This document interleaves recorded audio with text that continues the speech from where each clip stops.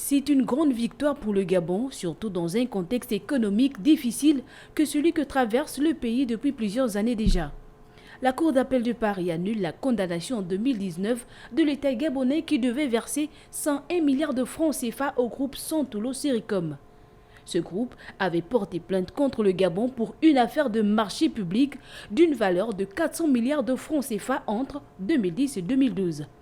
La Cour internationale d'arbitrage de la Chambre de commerce internationale avait alors condamné le Gabon à payer 90 milliards de francs CFA de dette, plus 11 milliards d'intérêts de retard, soit au total 101 milliards de francs CFA que le pays devait payer à Santolo Sericom.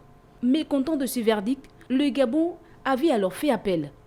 La requête de l'État gabonais était fondée sur des preuves de corruption opérées par le groupe Santolo Sericom, car un rapport de contrôle mené notamment par l'Agence nationale d'investigation financière révèle que plusieurs cadres de l'administration publique, dont des ministres, avaient été largement mouillés par Santolo. Par exemple, sur une dizaine de ces marchés obtenus par le groupe fondé par l'homme d'affaires italien, au moins 7 avaient été obtenus de gré à gré, sans appel d'offres.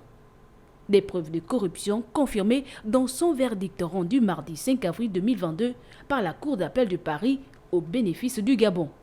Une victoire judiciaire qui met cependant à nu les faiblesses de la politique d'attribution des marchés publics dans le pays.